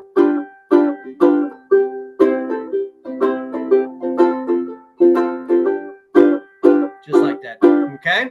All right, let's play it through. Trailer for sailoring, rooms to let 50 cents. No phone, no pool, no pets. Here we go. I ain't got no cigarettes, but 2 hours of pushing broom buys an 8 by 12 4-bedroom. I'm a man of means by no means, king of the road. We're third boxcar midnight train, destination Bangor, Maine. Old worn out suit and shoes. I don't pay no union dues. I smoke old stogies I have found. Short but not too big around. I'm a man of means by no means, king of the road. I know every engineer on every train, all of the children and all of the names, every handout in every town, and every lock that ain't locked when no one's around. I sing trailer for sailoring, rooms to let 50 cents. No phone, no pool, no pets. I ain't got no cigarettes, but 2 hours of pushing broom. I said 8 by 12 4-bedroom. I'm a man of means by no means, king of the road. Back to G7. King of the road. All righty. Gotta love some Roger Miller. That's a good tune. I don't care who you are. Okay. $2 Bill is our next song. How about that, Bill? All right. Okay, so this one is nice for the hammer and anchor thing. This is a real good bluegrass song. So let me just play this if you're not familiar with it. It's just the 3 chords, right? Again, so if it gets cooking along, you want to just go back to your paintbrush strum, whatever you want to do here. But this is the way it sounds. Let me just play it. Here we go. Well, there's clouds in the west, and it looks like rain. Looks like rain, boys, looks like rain. There's clouds in the west, and it looks like rain. I'm on my long journey home. And that's the tune basically throughout the whole song. So what I'm doing here is to get this sound, I'm just hammering on at the with my first finger here on this G chord, just like that. Just like that. Then I go up to the 4th fret. And then I'm doing my hammer on and off here with my 2nd finger. Just like that. And then I go to my C. And this is really a nice sound for the banjo uke, is to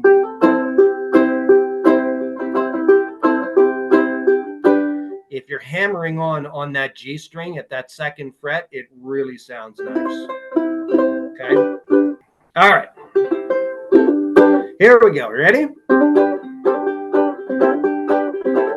There's clouds in the west, and it looks like rain. Looks like rain, boys, looks like rain. There's clouds in the west, and it looks like rain. I'm on my long journey home. There's black smoke arising. Surely a train, boys, surely a train. There's black smoke arising. Surely a train. I'm on my long journey home. Well, all I got left is a $2 bill. $2 bill, $2 bill. All I got left is a $2 bill. I'm on my long journey home. I'm homesick and lonesome, feeling kind of blue, boys, feeling kind of blue. I'm homesick and lonesome, feeling kind of blue. I'm on my long journey home. Well, all I got left is a $2 bill, $2 bill, $2 bill. All I got left is a $2 bill. I'm on my long journey home.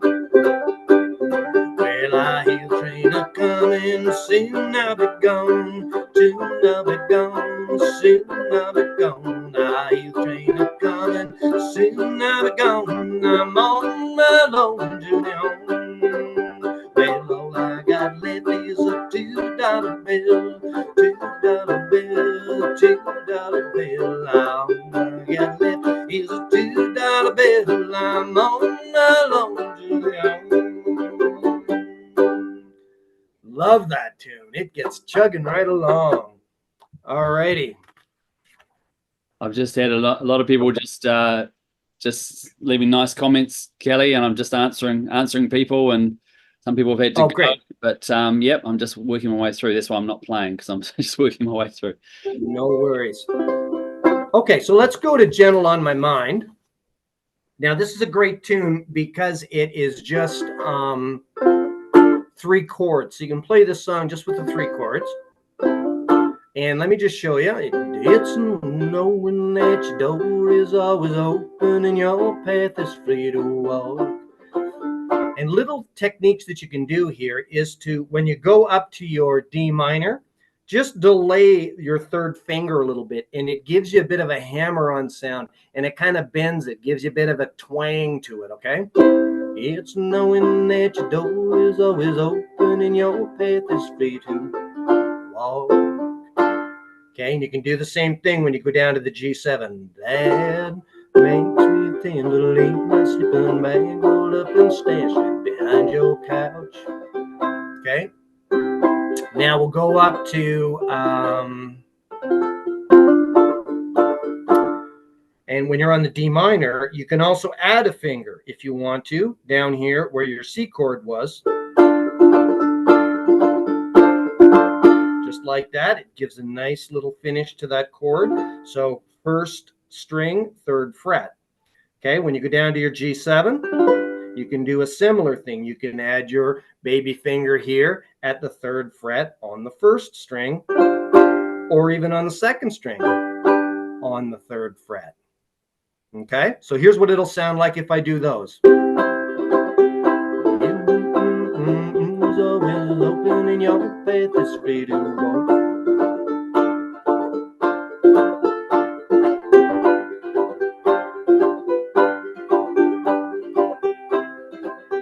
Okay, so you can hear how it just with those little hammer-ons, it really starts to add a nice extra little oomph to it. The other thing that I do is I run the C down, and it goes like this. So I start on the C, and then I go down to the C major 7, which is the 2nd fret, and then I go to C6, which is just open. They're all C chords, right? So don't be afraid to experiment a little bit with this.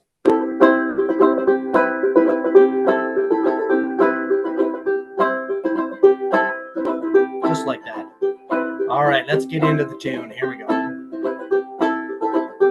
It's knowing that your door is always open and your path is free to walk. It makes me tend to leave my sleeping bag, roll up and stash it behind your couch. It's knowing I'm not shackled by forgotten woods and bonds, ending stains that I drive upon some line that keeps you in back roads by the rivers of my memory, keeps you ever gentle on my mind. It's not clinging to the rocks and ivy planted on their columns now that bind me. Oh, something that somebody said because they thought we fit together walking. It's just knowing that the world will not be cursing or forgiving, and I walk along some railroad track and find y'all moving on the back roads by the rivers of my memory. How was you just gentle on my mind?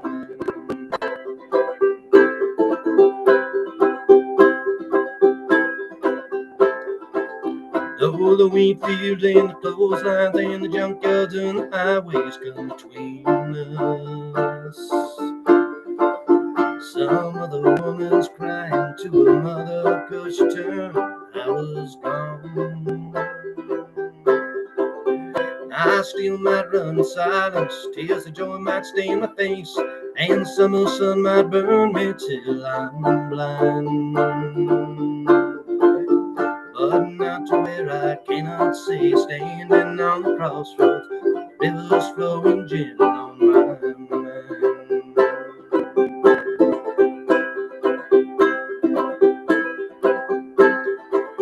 I dip my can soup back from a gurgling, cracking cauldron in some train yard. My bed rough's cold pile and dirty hair pulled low across my face. Through cupped hands round the tin can, I pretend to hold you to my breast and find you're waiting on the back roads by the rivers of my memory, and smiling ever gentle on my mind.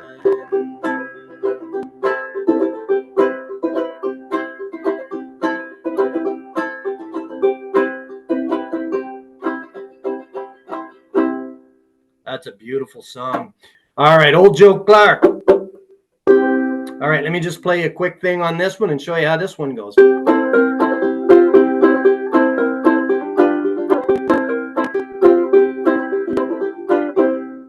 All right, so how are we doing this? All this is really is just our paintbrush strum, and it's just like,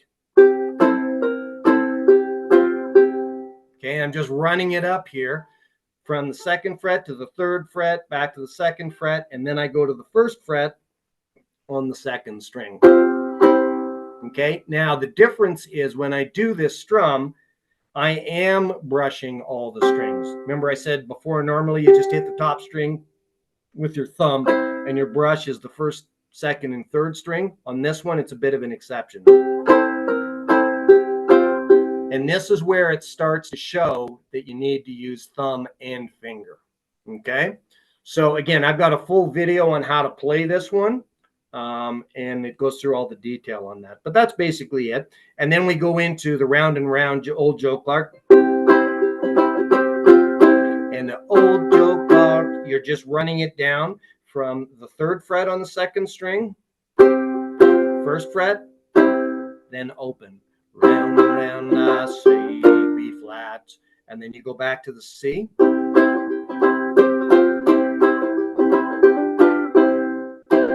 All right. All right, here we go. I'll play the little instrumental part through and then start right into the song.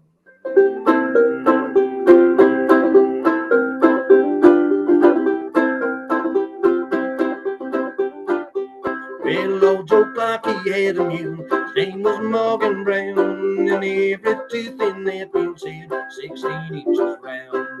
Round and round, Old Joe Clark, round and round I say, round and round, Old Joe Clark, till the break of day.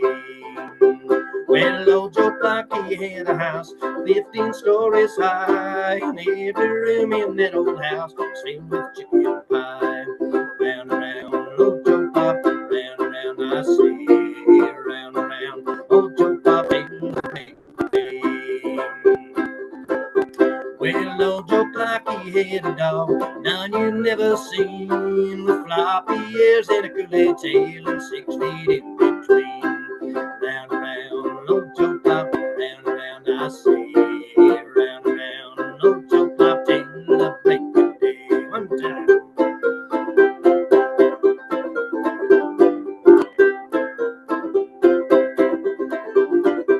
Well, I went down to old Joe Block to see what I could see, and I got stuck on a pretty little gal. She got stuck on me. Round and round, old Joe Block, round and round, I see. Round and round, old Joe Block till the break of day. Well, old Joe Block played the violin, he fiddled all the day, and everybody'd stop to dance. Joe would stop to play. Round and round, old Joe Block, round and round, I say. Round and round, old Joe Block till the break of day. There we go. That one is fun. There's lots of verses. There's apparently 143 verses or something for that song, so we only did about 140 of them today. Alrighty.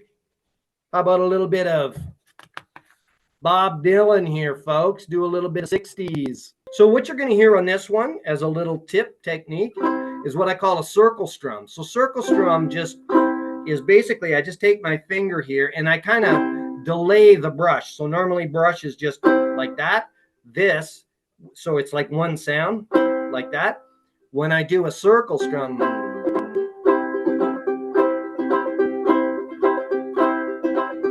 hear the difference? So I'm just kind of flicking it around and it picks up each individual string and it gives it kind of a staccato kind of a sound. Listen to me, staccato. Like I know music theory here, but anyway, that's what it's called. I think it kind of goes a little bit of a, that's more like my style, like that. All right. Again, there's a whole thing on circle strum. I'll put a link for you in the description.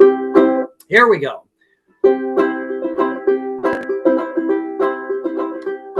Well, it ain't no use to sit and wonder why, babe, if you don't know by now. And it ain't no use to sit and wonder why, babe, it'll never do somehow. When your rooster crows at the break of dawn, look out your window and I'll be gone. You're the reason I'm traveling on. So don't think twice, it's all right. Well, it ain't no use in turning on your light, babe. All that I never know. And it ain't no use turning on your light, babe, on the dark side of the road. Still, I wish there was something you wouldn't do or say. Try and make me change my mind and stay. Never did too much talking anyway. Don't think twice, it's alright.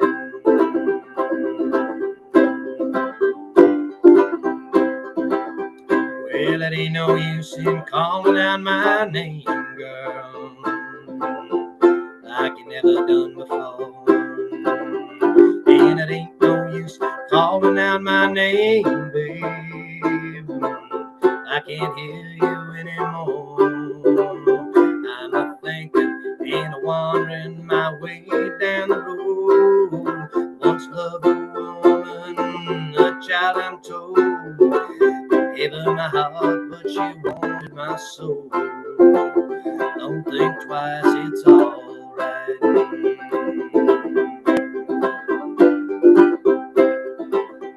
Well, so long, honey, babe.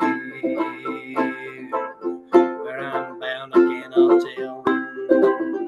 But goodbye's too good a word, babe. So just say fare thee well. I ain't saying you treated me unkind. You could have done better, but I don't mind. Just kind of wasted my precious time. Don't think twice, it's alright. Don't think twice, it's alright.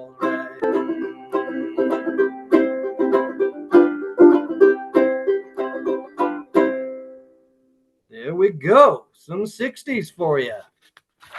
All right. You guys want to do another bluegrass song, Dooley? All right, here we go. So this one is just some quick strumming here. Again, same sort of deal here. It's hammer and anchor, right? So you can put the chord in place, and then it's just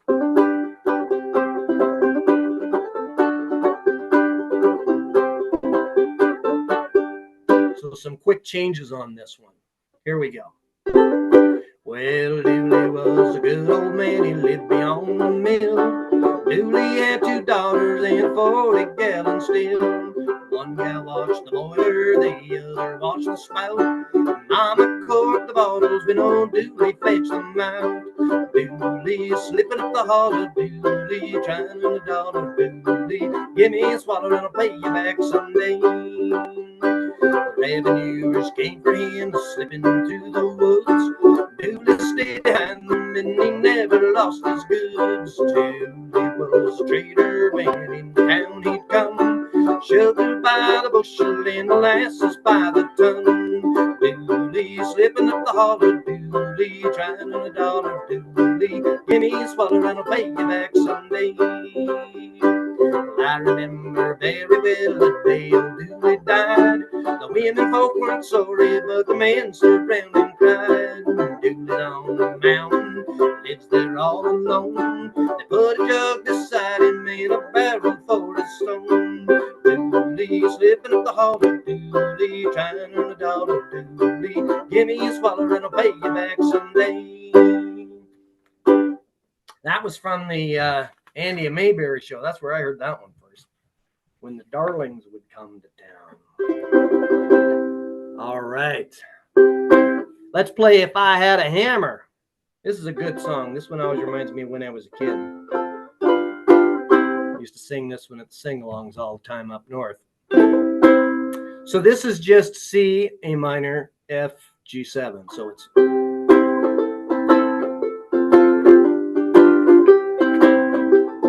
And if you bounce them a little bit, you do a little bit of a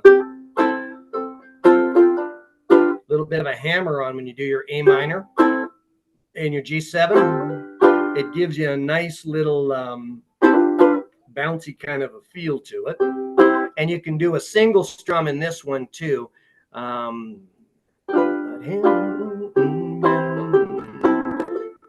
over this land, not hammer. All right. Okay, here we go.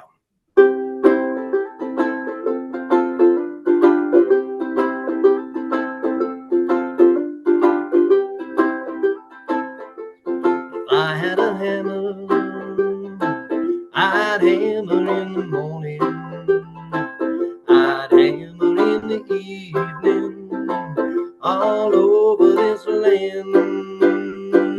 I'd hammer out danger, I'd hammer out a warning, I'd hammer out love between my brothers and my sisters, all over this land.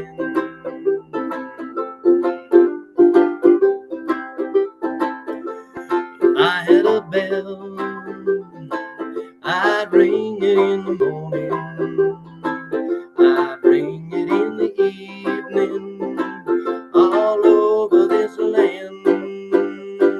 I'd ring out danger, I'd ring out a warning, I'd ring out love between my brothers and my sisters, all over this land.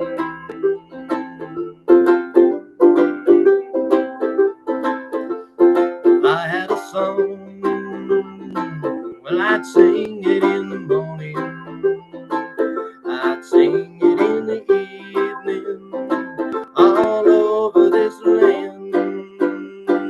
I'd sing out danger, I'd sing out a warning, I'd sing out love between my brothers and my sisters, all over this land.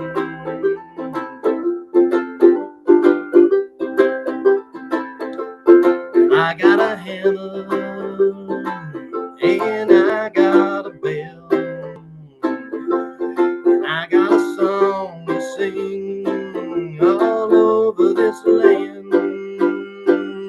It's the hammer of justice, it's the bell of freedom, it's the song about love between the brothers and the sisters all over this land.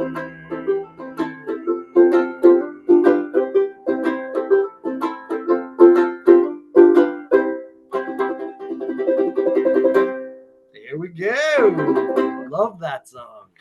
Okay, Crawdad Song. This was one that Woody Guthrie did. So on this one, what we're going to do is I'll just show you a quick little thing that you can do here to pull a little bit more out of the twanginess, if you will, to here. And this is by running down the sevenths. So if you go with this one, it goes like this. You get a line and I'll get a pole, honey. You get a line and I'll get a pole, babe. You get a line and I'll get a pole. We'll go down to the crawdad hole, honey, baby mine. So you can just play it with those three chords. But if you start to throw sevenths in, it really starts to add a little sort of a different twangy feel to it. So here's what it sounds like.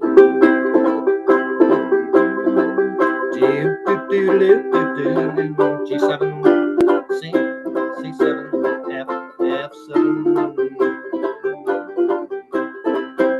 So you can hear the difference, right? The seventh is kind of that extra twang kind of a chord that wants to lead you somewhere. And it's almost as if you're off balance with a seventh. It has to take you somewhere. So it's like you have to plant your feet back down on a regular chord again. All right. Okay. So let's go through it.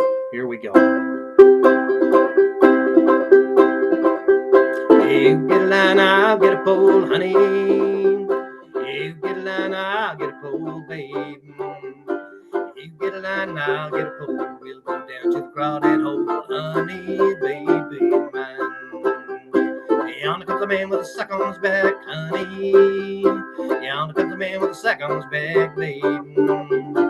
Yonder comes a man with a sack on his back, carrying all the crawdads he can pack, honey, baby mine. Well, what did the hen duck say to the drake, honey? What did the hen duck say to the drake, babe? What did the hen duck say to the drake?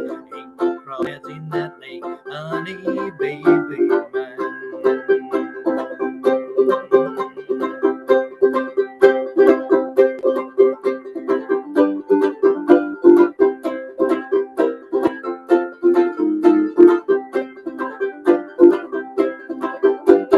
There we go.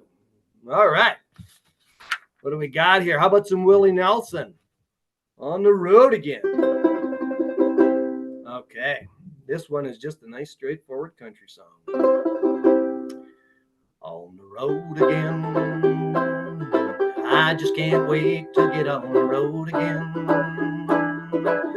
Life I love is making music with my friends. I can't wait to get on the road again. On the road again. Going places that I've never been. Seeing things that I may never see again. I can't wait to get on the road again. On the road again. Like a band of gypsies, we roll down the highway. We're the best of friends, insisting that the world is turning our way. And our way is on the road again. Just can't wait to get on the road again. Life I love is making music with my friends. And I can't wait to get on the road again. I can't wait to get on the road again. All right, I think what we're going to do is we're going to call it there. No worries. Here we go. You know what? Sorry, I got to do Rocky Top. Well,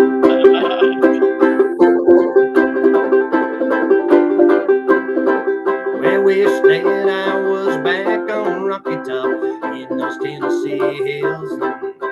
Ain't no smog is smoke on Rocky Top, ain't no telephone bills. And once I had a girl on Rocky Top, half belly of a half cap. Wild as a mink, but sweet as soda pop, I still dream about that. Rocky Top, you'll always be home, sweet home to me. Good old Rocky Top, Tennessee. Well, once two strangers found the Rocky Top, looking for a moonshine still. Strangers ain't come down from Rocky Top, reckon they never will.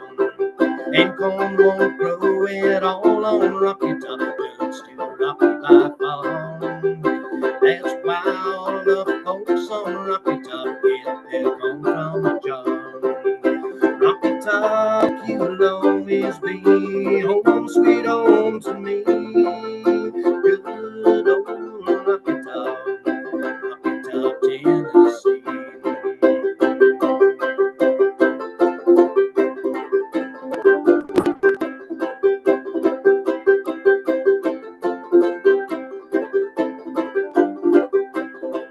Well, I've had years of cramped up city life, living like a duck in a pen. All I know is it's a pity life can't be simple again. Rocky Top, you'll always be home, sweet home to me. Good old Rocky Top, Tennessee.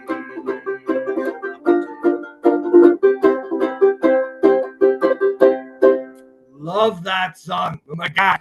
So much fun to play. All right, folks, that's it for today.